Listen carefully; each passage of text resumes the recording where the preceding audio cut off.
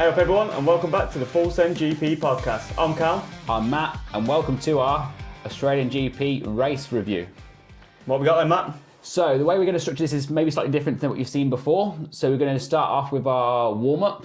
So that will be sort of going through any early media news of the weekend, including the qualifying session as well, and anything from practice, if there was anything else to pick out from there. And then we'll move into our Sector 1, which will be our sort of start of the race, so any early overtakes, first third of the race really.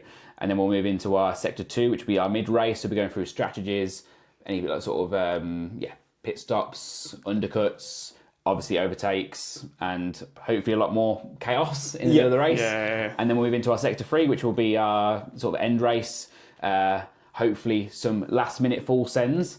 And then we'll move into then our checkered flag, which will be running right down sort of the final standings, how that Our reflects predictions our predictions as well, and obviously how that reflects then the overall standings from the constructors and the drivers, and obviously our standings in terms of our battle head-to-head throughout the rest of the season as well. So that's sort of how our race recaps will work. Yep. Every race weekend.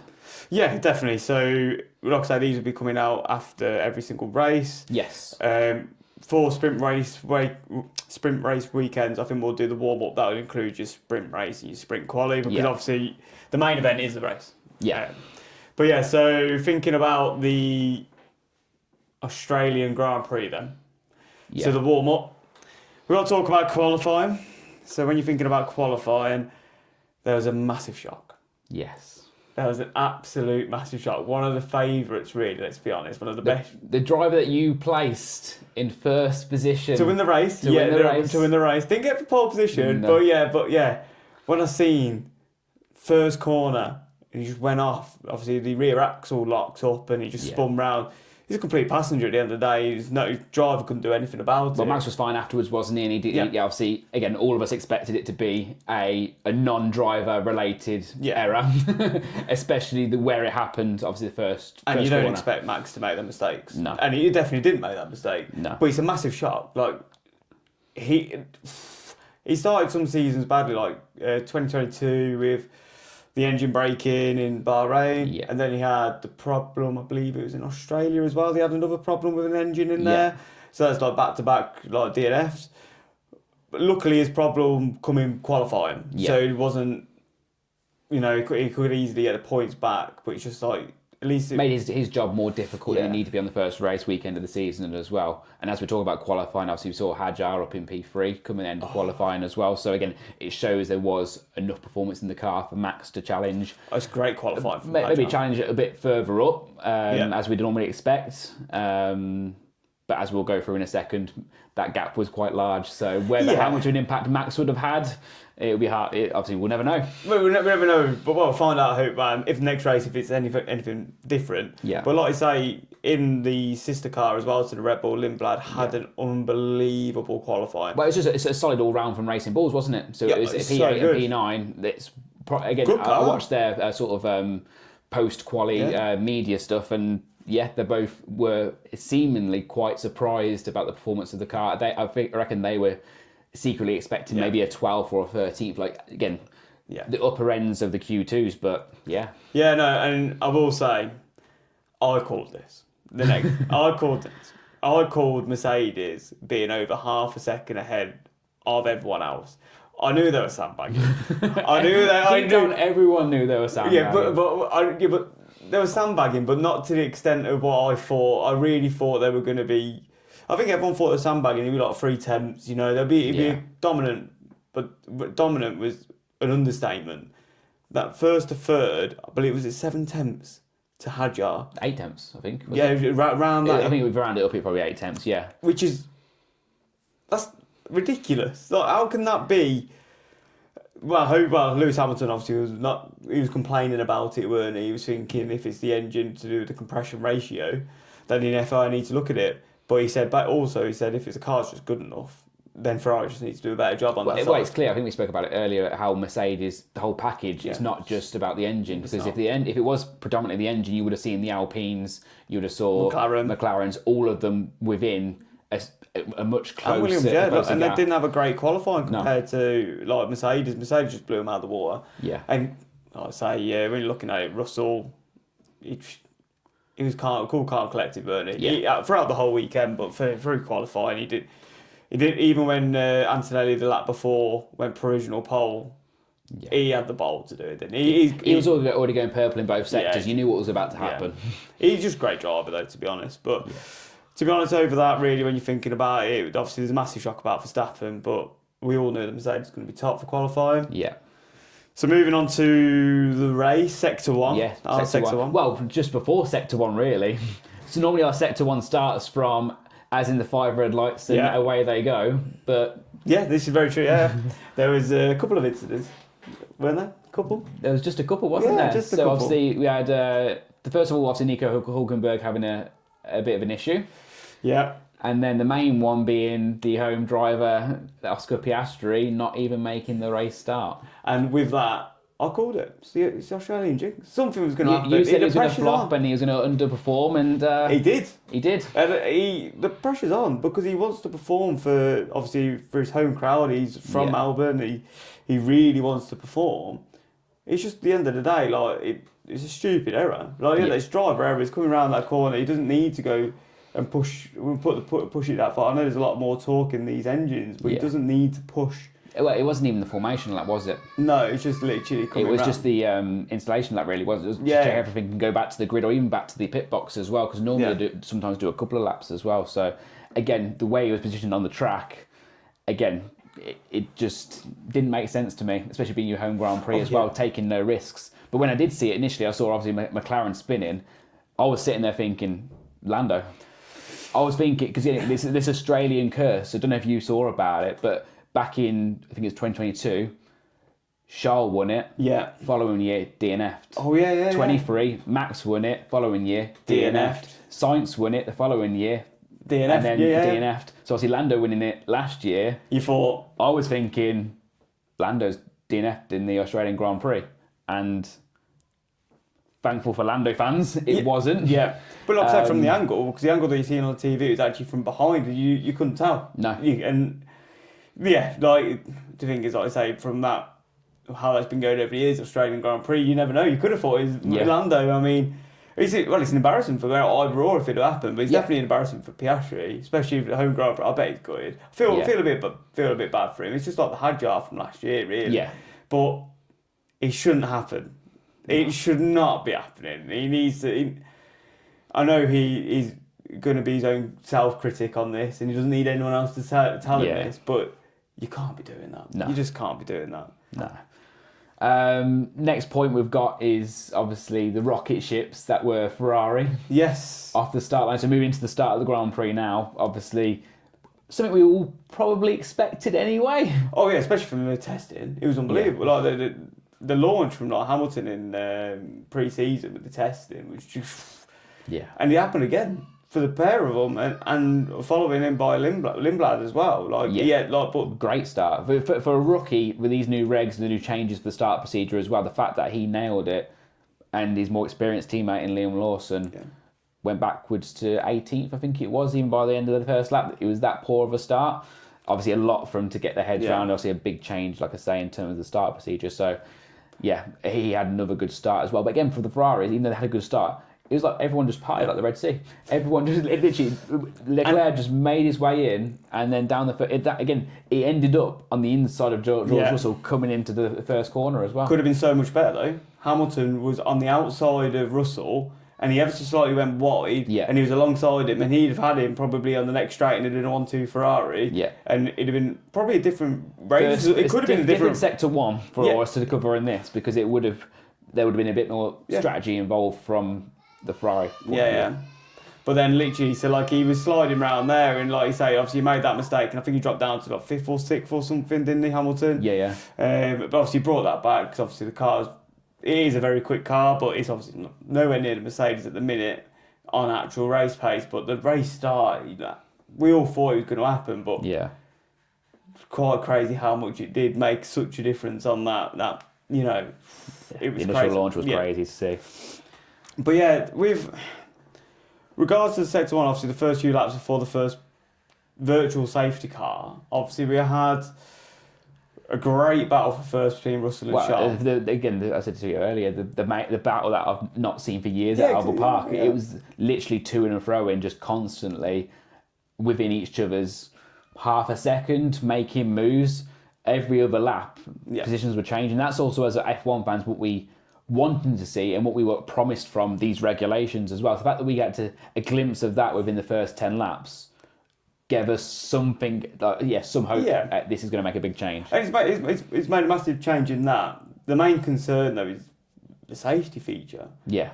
Like, the super clipping down the straight, that is ridiculously, like, you can't believe how much of a difference it makes in terms of the speed they're going. But when you see the onboards, it feels like they're just cruising. When it feels like they've got an issue. Yeah, it's really bad. It feels like it's like you say, he's breaking down, but... And for a driver behind where Russell complained about it, he was like, hang on a minute, what's going on here? Because we had the briefing beforehand. If that had gone... If his reactions weren't as quick, which obviously they have to be quick anyway to be an F1 driver, if they weren't, they're both cars out of the race. Yeah. And obviously loads of people are going to get... Rules would need to be changed for that. And something needs to be changed. But there has to be some sort of change for that. Obviously, I think with the regulation, they're going to... push with it and they're going to get better at the super clipping and it won't need to be super clipped as much because, well, the battery's going to be able to hold more. But obviously that's later down. It might be not this season, might be the season after. But it did seem... It's going to be not long before an accident happens, I think. Man, yeah, it's going to be a big one. And do you know what the worst bit about it, to be honest with the Australian Grand Prix? Was the chicane. I forgot what number corners are. Previous generations of Formula 1 car, they're flat out through there, left them right. I've seen a few videos and it was literally just, weaving its way through, not even really lifting at all. Was it just straight out, flat out? And I've seen it live. I've seen like the live thing and it literally looks incredible. Like you actually see the actual physics of the car go right and you're like, that's mind blowing. Where now, I think with all the drivers, they were clipping through there because they were like, well, we don't need to use the battery there. So now it's like a steady stroll through there. And it's like, well, F1 cars are designed to be at the maximum, going round a corner as quick as possible and pushing to the limit. It sort of is taken away from that. And that's the issue. That's another issue with these new regulations. Obviously, in time, it should get better. But it's just one of them at the moment. Now we're going to have to deal with. And it's some of the corners that we see that are great and not going to be great this year, which is a bit of a shame. Hopefully that makes up for it though in terms of the overtakes and the actual close battle racing as well. So hopefully there's some offsets to this. We knew it weren't going to be perfect straight away, but hopefully things will improve from there. Yeah, and like I say, definitely the overtakes. The stat is I think there's 120 overtakes this year, where last year was 45. Yeah. So it's 3 times nearly the amount of overtakes, which is much better for the actual viewer. Like Sal's was watching, it's much better. Much easier to watch at 4 o'clock in the morning here in the UK anyway. Last year I basically fallen asleep, even though there's a bit of rain. But that's the thing, last year there's controversy with the rain and the weather. Yeah. There's only 45. Yeah. This is a dry race and there's 120 overtakes. It does show that there's going to be a lot more overtakes in this generation. But hopefully it's not just down the straights, which... Yeah. Do you know what? Actually saying that now, there's quite a lot of people that were diving into that left-hand chicane, weren't there? Yeah. Which was, when you think about it, that never happened before because they're going flat out. It's not an overtaking spot, but now typically it's around the outside, so the defending driver will move to the inside as they naturally would have done in the past. Yeah. Because you're not going to want to go around the outside, but then by the time they actually hit the apex, the other car's already gone through and already passed. Yeah, exactly. It's crazy. It is crazy to be honest, but like I say, we also had Isaac Hadjar retire. Yes. As well with Alonso. But was it Alonso? Yeah. Because we saw him go in thinking he'd retired. There was me cheering within moments of Hadjar retiring, thinking, you know what, I'm going to get some points here for our predictions, because obviously I predicted Alonso to appear quite further down, but obviously he came back in the race as well. Yeah. And he come back in the race. Obviously, Aston Martin need to use it as tested. They need data as they haven't. They lasted much further because obviously we were worried about them. Well, everyone I think were worried about them. Even Adrian Newey came out and said, and Alonso was in the media dues on Thursday saying about the nerve stuff that they obviously still might not take the race start. So if the fact that they obviously Lance Stroll was I think not classified 15 laps down, and then obviously Alonso still kept in and out the race. I think that was probably a bit more than they expected, and the fact that they had no seemingly from the viewer's point of view, any severe reliability issues from the engine or anything like that, at least they made it through, hopefully unscathed. Well, that's the thing, like I said, they've actually been more reliable than we thought. I know they were slow. Yeah. Very, very, very, very slow. Like, ridiculously slow. Lance Stroll, obviously, being miles back. But they, like I said, just need laps. That's all they needed. But, yeah, so obviously in the Sector 1, we're talking, like I said, they had the VSC. Obviously, most of the cars jumped in. But moving into our Sector 2... The team that should have jumped in my opinion, I'm guessing you probably agree with this as well. At least one of them. One of them should have gone in. And Lewis was on the radio straight away asking, do we go in? And also, should one of us go in? At least you're splitting the strategy at that point as well. You're edging your bets. First race of the season, the likelihood of you getting that right straight away, you're going to end up with a 1-2 was probably unlikely, especially with when they know the performance difference versus Mercedes. So at least try and cover one of them off and keep one out. It made sense, but is it another Ferrari woe in terms of their strategy calls? I think it is, because I think, like I say, if it had gone for either Charles or Lewis going in for it, it's proven that I think they should have gone for Charles to go in with them. Yeah. Because Charles was battling with Russell, and it's proven in the start of the race that they were battling each other and they were able to keep with them. So I don't know why they didn't. Why didn't they just do that, and then Lewis could have gone, and then if safety car come for them, obviously Lewis would have got the better of. But I think Lewis had more pace. Lewis was quicker. I think throughout the race, and in many aspects, apart from the start, obviously, like you said, we saw Leclerc battling with Russell. Hamilton had the pace, and obviously he weren't able to really use it. And when it come towards, again, throughout Sector 2 and into Sector 3, he really started to close in on Charles, whether obviously they were told or whatever to hold off, but he was always there, whereas last season, he wasn't that close to him. Oh no, definitely not. Like, as we progressively go, even from the start of the race to the middle of the race, he's keeping up with Charles. He was making the moves. He was closing that gap to Charles. I don't know if Charles was literally just monitoring his tyres or monitoring the engine, or because obviously it's new regulation. They're obviously, it's new to all of them, but it did seem like Charles just didn't have. I know obviously he finished ahead, but he just didn't seem like he had the edge for Hamilton, which we didn't think we would see, especially this so early on. I think I'm quite impressed with Hamilton the whole weekend. Yeah. But it would have been nice just to see Ferrari do something different that they normally wouldn't have done, that we all expect them to do, which was to pit under the VSC, at least try and compete for Mercedes in terms of a strategy point of view. Oh yeah, definitely. And I think, to be honest, when you think of, like I say, that wasn't the only battle that was going on between them. Between, obviously, we had the Ferraris and Mercedes, and that's obviously caused that. The next battle that we had, obviously, was Norris and Verstappen. Over the last 2 years, they've been battling for first and second, really, let's be honest, at points of the races, and they've been very tense at points. Today, they were racing for 5th and 6th. How are regulations can make things change? This just reminds me of 2014, when Sebastian Vettel he dropped down miles, didn't he? And it was one of them, but yeah, like, to be honest, Verstappen was managing his battery, in my opinion, so much better than Norris. At that point in the race, definitely, yes. To come back from 20th, to overtake through the crowd, to catch up, and to be on the back of Norris, really. It's so much better, obviously, with the engine that I've got. It's a completely new engine. And like I say, McLaren obviously they've got the Mercedes engine, haven't they? So you'd have thought... There's a real lack of pace this week, and I think obviously they'll be digging into it this evening and into the next few days when they get to China, and they'll be thinking what they can do to unlock a little bit more potential, because I think deep down they would have been hoping for a lot more out of the weekend as well. And the fact that Lando finished, 40 seconds away from them top positions, and then, as you say, was defending off of Max. Max was doing a good job. In the end, I think Lando did a really good job with his battery and obviously managing that situation as well. We're used to seeing Max do quite a lot of false ends. Yes, and he was getting closer into them after the quick chicane. He was getting closer and closer, but obviously it wasn't quite enough.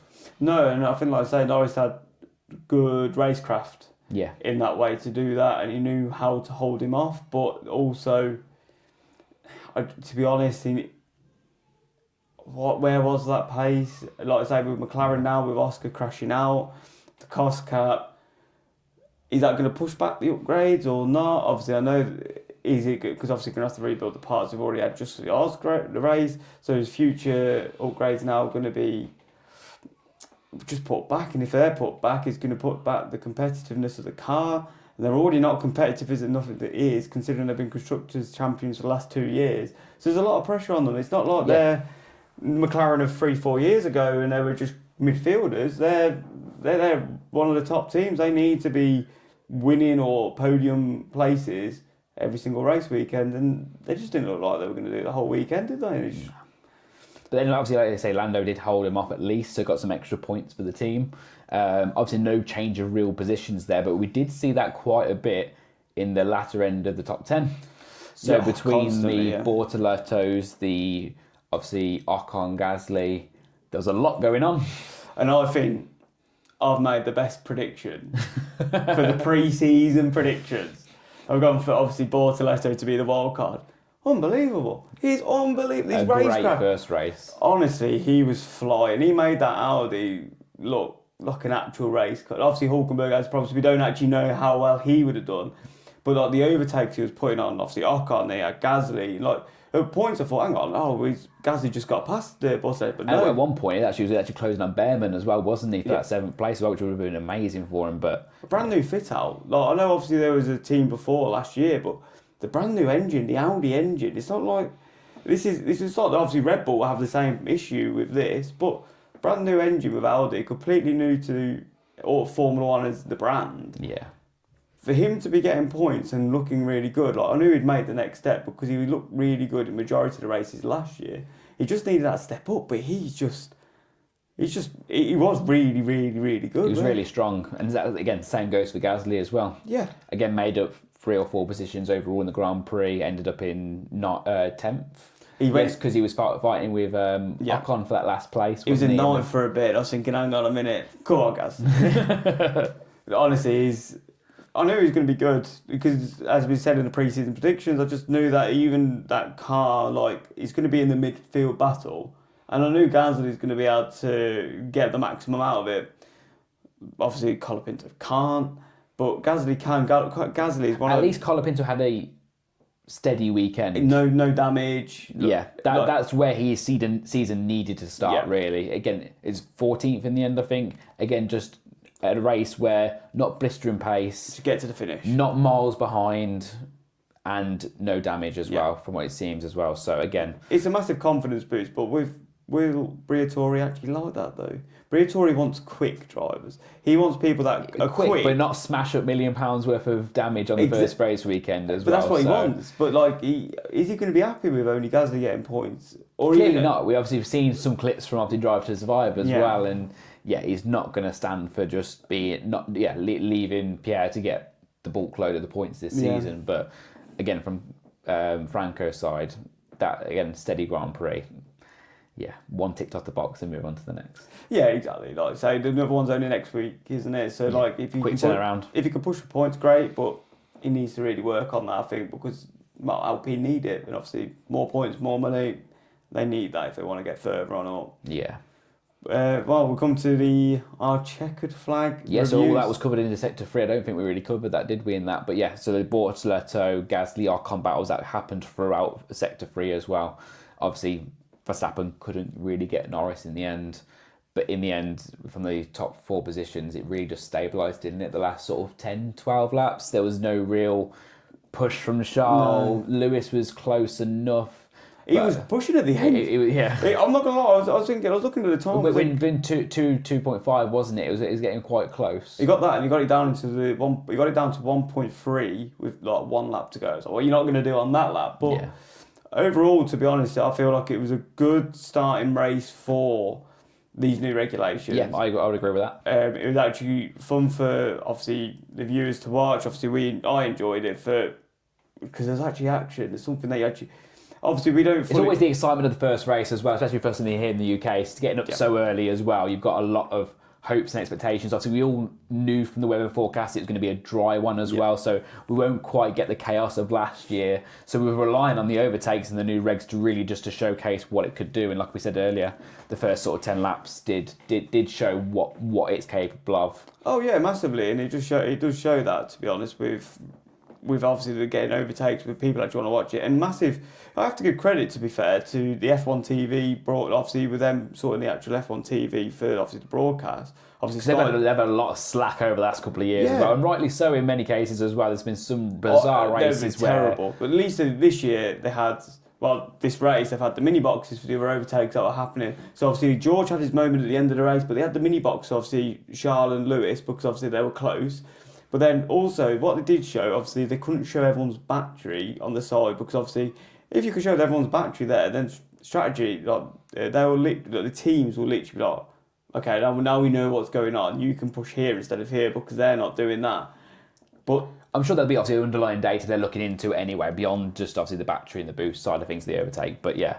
It was great though, because when the battles were actually happening, like with Verstappen and Norris, he was showing the battery then, because he was only showing them 2 cars, but at least the consumer, like us, we were literally watching it, and we could know when Verstappen was using his battery and Norris was not, and then when they were clipping and super clipping, you could tell, like, because the battery was here, and they were just going up. It's a great visual, that was. It was a great visual aid to help us know what was going on in the race. Obviously, I think more can be done, but for the first race with these new regulations, take me out of them, to be honest. I think they've done quite a good job. I'd agree with that, yeah. But yeah, so moving on to the checkered flag segment of the podcast, yeah. So this is basically just the story on everything, just a roundup. Yeah, just a roundup, but yeah, very roundup of what happened, how it results on the standings. Obviously, first race, so we know the top 10 is going to form the top 10 in obviously the drivers and the constructors. But as we move, obviously race by race, we'll be covering obviously how that impacts obviously the overall standings as well. So yeah, obviously the main story, really, let's be honest, is Russell and Mercedes on top. Very much on top as well. Yeah. Looked quite easy. From the interviews afterwards, they played it down. There was quite a lot of confidence there, and I don't know if you saw it as well, the meme of Toto Wolff after the qualifying session, the smirk on his face. Yeah, he knew. He knew straight away what was going to be happening this weekend as well, and I'm guessing the team did as well, so hats off to them. Seemingly, as long as there's nothing wrong in terms of the regs and obviously the engine and stuff like that, but if they've done a really good job, as they did in 2014 as well, there's going to be a lot for the teams to make up in terms of ground over the next few Grand Prix. Oh, definitely, especially like I say with that qualifying difference. If they can actually sort out their launches, Mercedes, it's game over for everyone, because the car's too quick, it's too reliable at the minute, because there wasn't any... Was there any Mercedes issues actually thinking about it? Was there actually any Mercedes engines? No customer teams that I could think of. No, I can't think. The only one that was out was Piastri by binning it himself. I can't think, because obviously both Alpines were both in, both Williams were in. Yeah. Obviously Lando, the sole McLaren not recovered, was still in as well. Yeah, so yeah, Mercedes look obviously formidable fourth at the minute, and they're just going to keep pushing. Red Bull, on the other hand, reliability issues. Obviously, it's their own. They're obviously working the power unit by themselves with Ford. Are they going to be able to recover this? They've had the problems with reliability a few years ago with Honda. Are they going to be able to fix that? Only time will tell, but... I felt sorry for Hadjar, though. Oh, he's doing such a good job. Again, he was never going to be pace-wise. I think by the time, he was 6 or 7 seconds down on the top sort of 3 or 4 anyway, so I think he was always going to be like a distant 5th anyway. But I think he did have Lando covered as well. I don't think, looking at his pace in them laps, I think he could have had P5 easily covered. Oh, easy. It was probably a very lonely race for him, but I suppose you'd rather be on the track getting the P5 than on the sidelines after your car broke down. Like I said, I think he said when he had the race start, he had no battery, but he actually launched okay. Yeah. And then he knew straight away, because the engine sounded like awful. And he was like, yeah, well, this is it. My engine's going to break. And it is a shame, because that's 2 Australian Grand Prix now. He hasn't been able to finish.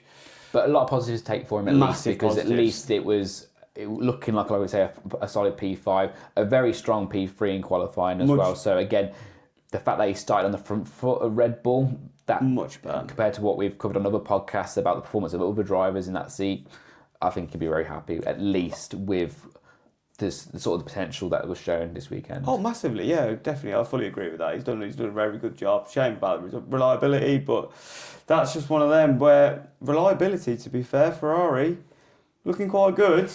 Yeah. As the actual Ferrari team looking very good in reliability and speed. Obviously, their customer cars, obviously we had Cadillac that broke down. Yeah. Who else? Did anyone else break down for Ferrari engines? Well, wasn't Bottas a different issue though. Oh, was it not engine related? I don't believe it was. Okay, so basically, then the Ferrari engine is very reliable, as we found out even in pre-6, because the Haas were literally doing so many miles. Yeah. But Ferrari, you know what? If they can keep up now, well, again, in a way, thank God for them in this race this weekend as well, because again, if they were where we've previously seen them ended up in the Australian Grand Prix, it maybe would have been Lando to back up that, and then that would have been an even more of a statement from Mercedes to be 30, 40 seconds clear come checkered flag. Well, that's the thing when you're thinking about it, though, with the Ferrari and Mercedes. It's a complete flip from last year, because they were battling for third and fourth, basically, in the constructors. And now it seems like they're going to be battling for first and second. And it's going to be at least for the first few races of the season. And it's going to be McLaren and Red Bull battling for third and fourth.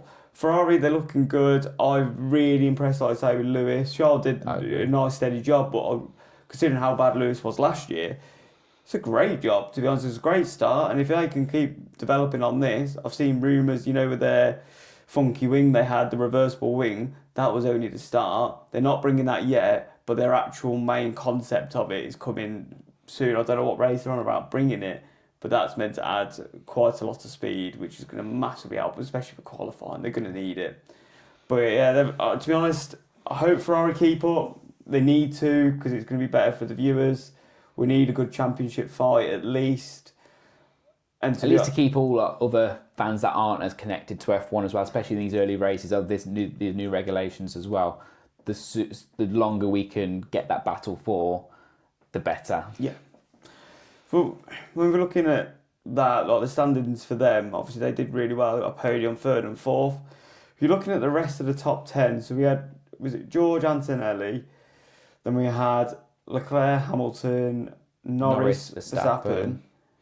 Then Ollie Bearman in 7th. Ollie Bearman in 7th. And then Arvid Limlad in 8th. And then obviously... Bortoletto in 9th and then Gasly in 10th. Yeah. When you think about it, there's quite a few teams that are in there getting the points. It's not like it's gone 2-2-2-2-2. No. It's... Obviously, I know Piastri probably would have been there, and I know Hadjar probably would have been there, so obviously the demoted Bortoletto and your Gasly. But I think it shows promise for Formula One that the top 10 was a bit mixed up. If Mercedes have a bit of a wobble with reliability, or Antonelli and Russell, because they're the only ones that are looking really positively that they're going to battle for the championship. Yeah. At that first race, it's only one race, you can't take too much from it. But if them two start battling each other and cause damage... That's what we didn't see as well, a lot of damage really. There's a few little scuffs here and there, but ultimately there wasn't any major accidents as well that we could have been seen. one. It could have been one with Gasly and Ocon. Well, them two hate each other anyway, let's be honest. And very close battles. And to be honest, my opinion is Gasly probably could have got a penalty for that. And that's from a Gasly fan as well. Yeah, I love Gasly. And new merch from today as well. I know. I love Gasly, but I just feel like he was a second too late and $1 too short going into the apex. His front wheel was probably just past, if not mid car. He weren't really along. Yeah. He got the move done, and I'm guessing Ocon was quite annoyed with it, and I could probably understand why, because he's basically. Again, that's the difference now as well. There's no penalty to that, whereas there would have been. The positions obviously would have been switched around, and then obviously Ocon would have got the last points for the Haas. Yeah, because we're so used to the racing being like how that would be a penalty. I'd rather the racing be like with Gasly and Ocon, where there's a bit of like, but like you got to put your car on the line, you've got to push them out, you've actually got to use racecraft to basically get the overtake done, not like it's just an easy move round, because we like seeing false ends on this channel, exactly. we need to. I love it. You just got to put the car there and just hope for the best. And then like they didn't lock up. They obviously touched a little bit. If he'd have locked up, they'd have wiped them both out, which is obviously not great for him or both of them. But I'm glad there was a bit more leniency, and there wasn't a penalty. We thought there was going to be a penalty, but we're glad that there's more leniency. They're going to allow more, hopefully, this year. They can't keep changing it back. This year, especially for your fantasy F1 side of things. Pierre Gaz is just so good. I don't know why. You had double points on I don't know why. I just thought he was going to get me loads of points. I'm sure with a penalty and outside the points, yours will be looking a lot different right now. I'm already behind anyway. We'll cover that shortly anyway. But In terms of obviously team of the week that we're doing at the moment, so no doubt we're both joint, and we'd agreed that Mercedes will be our team of the week. Oh, massively, yeah. Obviously, I think notable mentions, particularly for Audi, as we've already covered under Bortoleto. First race for them, and like we said with Limblad as well, with Racing Bulls. And again, there was a lot of pace from Lawson as well, a horrendous start, but then he made his way up to 12th in the end. Obviously, he was battling him with Ocon towards the end as well. So I no doubt if he didn't have his issue, he would have been in the top 10 as well. I think. Yeah, definitely. So again, Racing Bulls do look very good. Good value for money in terms of their performance, and obviously from the fantasy Formula 1 side of things as well, from a constructors that are a bit lower budget as well. Yeah, obviously I had Limblad in my F1 fantasy, so I just took obviously a bit of a punt with him, but he had a really good weekend overall. Yeah. Driver of the day, I think we all can put this as Verstappen. Which he was actually driver of the day as well. So again, we won't be just going with the majority of what gets voted on the TV. I think he got 30% of the votes, I think, on the last graphic I saw. So again, 20th to 6th, considering the new regulations. It's not the fastest car on the grid either. To get through the field like he did, obviously with the virtual safety cars, and he did a 2-stopper as well. It's a different strategy. And like hards twice, wasn't he? Yeah, hards, so he moved to the mediums and then back to the hards as well. So again, showing that level of performance on them tyres under the new regs, I think that was a solid Grand Prix. Yeah, solid Grand Prix. Yeah, to get all those overtakes in. Obviously, I had him in my F1 fantasy. He's got me quite a lot of points. Jeremy did double points in, but we have to live and learn on these sort of things. We was obviously all probably sitting around thinking, okay, Max is going to be in them top 3, top 4 positions come qualifying, and that means probably not a lot of action for him in the race, knowing what the performance of the Mercedes and Ferrari probably was going to be like. Him not changing much positions obviously won't help for the Formula 1. Not. So, well, if we go, we'll do the F1 fantasy now, and then we'll move on to our predictions that we did pre-race predictions, and then we'll give you the points and see where we're at and see who's going to be paying for the giveaway at the end of the year. Luckily, it's not me. But we're talking about F1 fantasy. You've had a great week.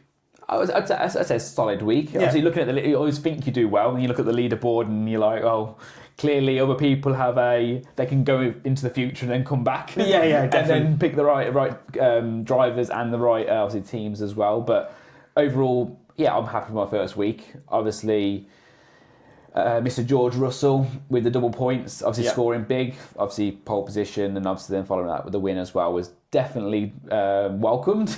Oh, massively. Obviously, Ollie Bearman having a solid weekend, getting me some points as well. A little bit unfortunate with the Isaac Hadjar and Nico Hülkenberg retirements, which massively impact the results. We didn't realise this though. We didn't realise you got minus points for like a retirement. Again, I could be lenient knowing it's reliability related. If they go ahead and bin it into a corner, I was a bit more frustrated. But it'd be more of a penalisation than you get in minus, say, 20 points like I did with Hülkenberg. But I think at the moment, that's again a solid weekend for me. Yeah, no, you've had a solid weekend. With mine, I've had an alright weekend. All my drivers returned, to be honest, and they've all done well. Showing my double points, if I used Verstappen, I'd have got another 50 points. That would only put me 4 points behind Matt, which is a massive difference. Well, actually, no, it'd actually been about like 15 points because obviously I got to take my points off from Gasly. But no, overall, I think I had a good weekend. Obviously, I had Gasly, Verstappen, Charles, Bortoleto and Limblad, so obviously they all got points, which is great, which is massive. The only issue I had was Audi, because obviously Bortoleto did great, Hülkenberg just didn't turn up, so minus points. But Alpine obviously got me 22 points as well with Pierre Gasly. And I think even Colapinto got a couple of points, two or 4 points I saw earlier that he had. I think that's projected points during, obviously, towards the end of the Grand Prix, so hopefully... Yeah, I think there is a reason. Do you know what? We've actually done quite well, considering we've never really done this before. We don't know too much about it. Like I say, minus points is actually quite harsh, which we did not think. Which we've seen a couple of wild card chips as well that we obviously can throw in the mix as well, and you can at home as well, obviously on your teams as well. So I think there is one though where you can use it where you don't get impacted from minus points at all for the whole weekend, which would be nice as well. So... Again, some more R&D on that side of things to see how far we can get the rankings. I think at the moment I'm like, was it 50 or 100,000 in the UK or something like that? So nice solid first weekend of the season. And we're going to give a shout out to Anthony Cosenza. He's got 3 teams in our league. And one of his teams got 219 points at the minute. Unreal performance. It is. And so he's had Charles Leclerc with his double points. He's got 58 points from Charles. He got 39 points from George, 5 points from Lawson, 4 points from Perez, and 9 points from Ocon. But his teams, he had Ferrari got him 69 I've points. seen this consistently over the sort of the leaderboards. The main duo was Ferrari and Racing Bulls that a lot of people have went for. And you can understand why, with 69 and 35 points. That's over 100. It's over 100 points there when you're talking about it. And to have them two, again, solid teams in the constructors, to still be able to afford in the cost cap for Leclerc and Russell, strong lineup. Oh, massively strong lineup, and he's done really well. Obviously, we hope to knock him off ASAP.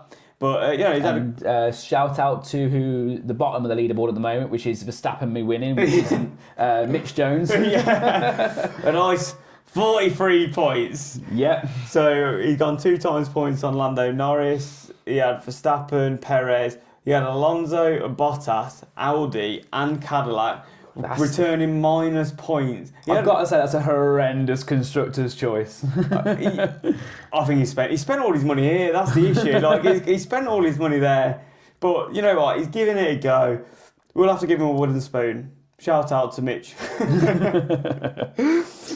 But yeah, so moving on to our race week predictions results. Yes. So let's just run through Just a reminder what we put and obviously who we're going to attribute the points to. So we had obviously outperformer, underperformer, pole position. We had the last classified driver. So they had to obviously be classified. A bit of ambiguity about that wasn't pre-race, but we've sorted it out. So we are going to do who is last, but at least gets classified. The worst team, the best team, the most false ends, and the podium. Obviously, we did the home race one as well. Now, that one, we'll come to it, and it's up for debate, and we need comments on that one. Callum's hoping you back him up on this one. Well, massively back up, because I was closest. We'll come to it. Absolute joke. So, outperformer, you went for Bearman, and I went for Gasly. Yeah. So, but both did well. And I think we both outperformed. Bearman outperformed more than Gasly, so we're going to give you the point. Yes. And how we're going to work it, if they're the most outperformer, they'll get 2 points. If you get that spot on, and we both agreed that Lindblad was the most outperformed. Yeah. So rookie season, first race as well. Race, as we said, race start was obviously complicated enough. Nice for him to have at least a dry Australian Grand Prix to obviously bed into it. But again, solid performance in qualifying, pace, led into the races as well. Yeah, I think he's done a lot stronger than a lot, because obviously I've seen him in F2 as well. A lot of F1 fans won't necessarily watch Formula 2 to see what he is like, and he had a very strong weekend. Yeah, so you get the point from that. Obviously, Shane couldn't get 2 points, but yeah, so I'm 1 point behind at the minute, which is not great, because obviously I don't want to be paying for anything. So when we're going on to underperformer, Matt went for... I actually can't even remember at the moment. I went for Antonelli, which again was a bold move. Up until Q2, I was sitting there quite smug. Yeah. Again, seeing what he did, obviously, in practice. Yeah. The initial performance in qualifying, I think he was just missing something. But then that just obviously clicked in Q3. Obviously a really solid lap to get within a couple of attempts of George, which then set him up well for the race. And it was hard. It was hard for him with the car and the package to underperform at that point. It was more of a risk. And obviously, again, we all don't know what was going to happen in that first qualifying and the first race. None of us probably would have predicted Max to be out in Q1. No. So it was more of a bold move, which was looking like it was going to pay off. But nowhere near, really. In a way, easily handed Cal the points. Easy. Well, I mean, to be honest, I think I probably got the biggest underperformance of the whole weekend, to be honest. Yeah. I've gone for Piastri, obviously, and I went for it, and obviously you were backing him. Obviously, I had the and obviously I was thinking it's a bit harsh we going for it, but I told you the pressure's on. It's going to affect him, and binning it in that corner is the biggest underperformer. So obviously it's the same scenario. So whoever does the biggest underperformer will get 2 points, and whoever gets the battle between us two, we're going to get what? You get the consolation point, essentially. Obviously he was the biggest underperformer. So I get a nice 2 points. So that means I'm in the lead at the minute. You are. Go on, moving on to pole position. I went for Charles Leclerc. And he missed out by, he come fourth, didn't he, qualifying, was it? Yeah, fourth behind Hadjar. Yeah. I went for, obviously, come on, it's a solid bet. Come on, I knew it was going to happen. I went for George Russell. And I knew he was going to absolutely just fly off and just destroy it all. So I knew it was going to happen. Hopefully not destroy it all. Yeah. He could probably destroy the timesheets, but... He could probably destroy his car and still win. It's that quick. But yeah, so obviously that's a nice another point for me. So that puts me on another 3 points. It's 3-1 to me. Yeah. And then we're going into the last classified driver. Yeah. Which I put down as Alonso, and you went with Stroll. So we both technically lost this. Yeah, so like I said, there's a bit of a change in terms of how we've agreed this in the end. Obviously, going into the weekend of our initial predictions, what we're talking about, we weren't expecting maybe Aston Martin to even start the Grand Prix, or at very least take, the formation lap and the first couple of laps and then come in, and that was the end of their race.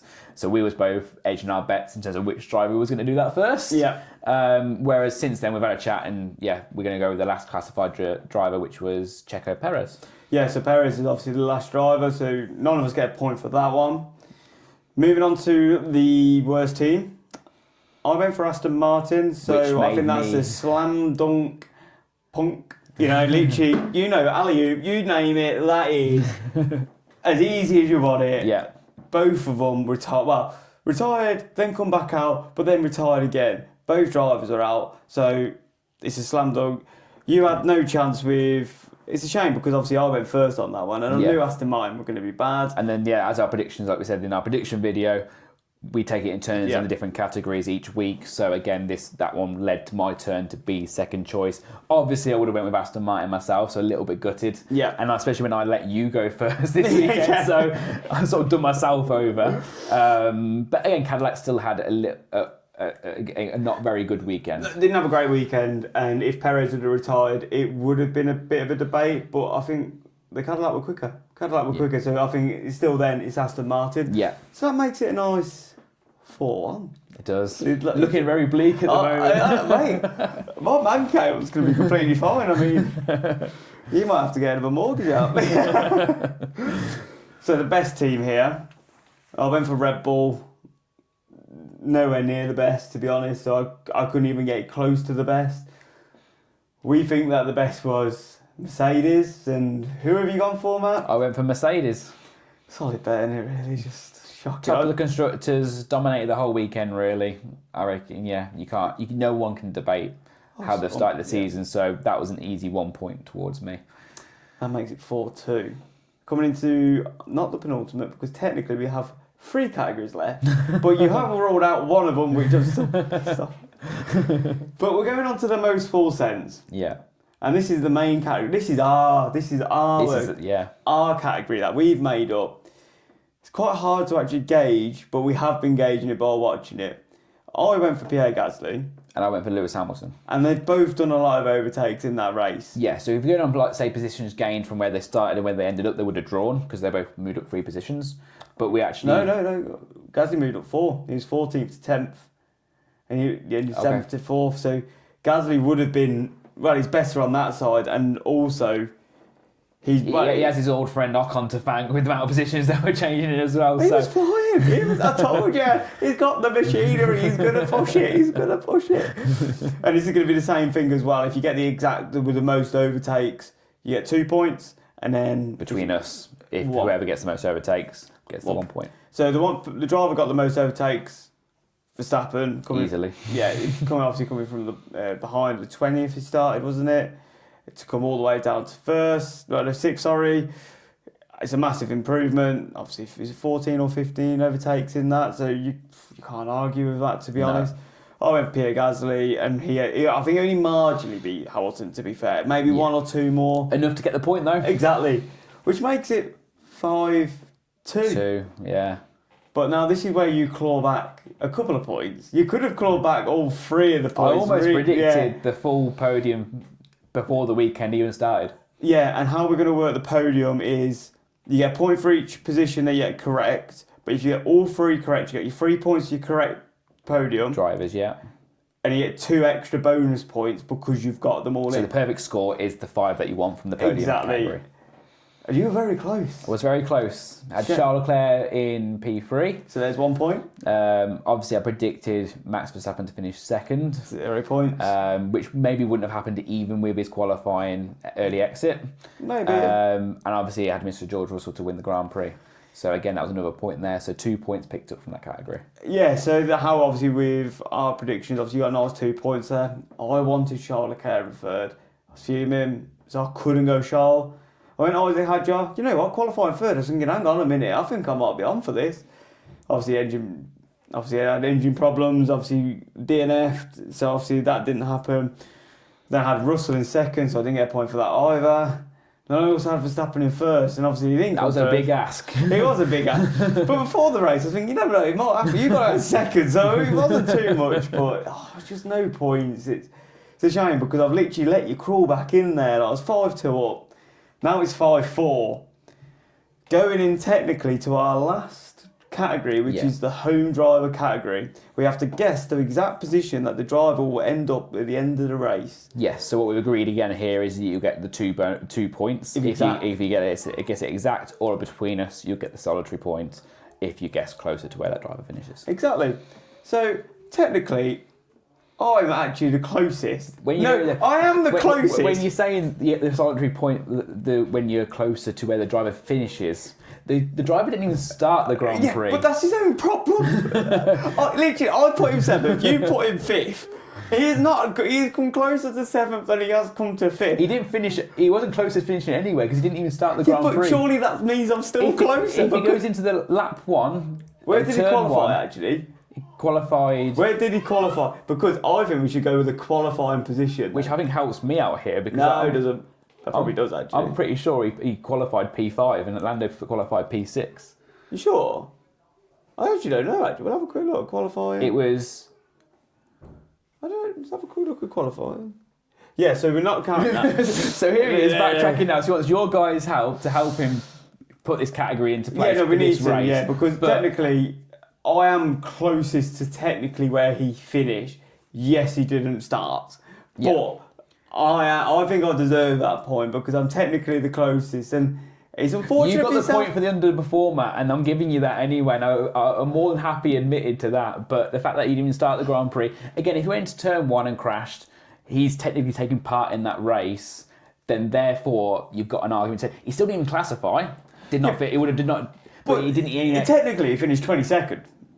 He didn't finish anywhere. Yeah, but technically he was 22nd, so he's 15 points behind, 15 places behind where I said. He did not start. And he's 17 behind where you said, so I think I'm closer, so I deserve the point. No, I'm not letting you out. Well, it's all down to you, because I'm not actually very happy about this one, to be honest.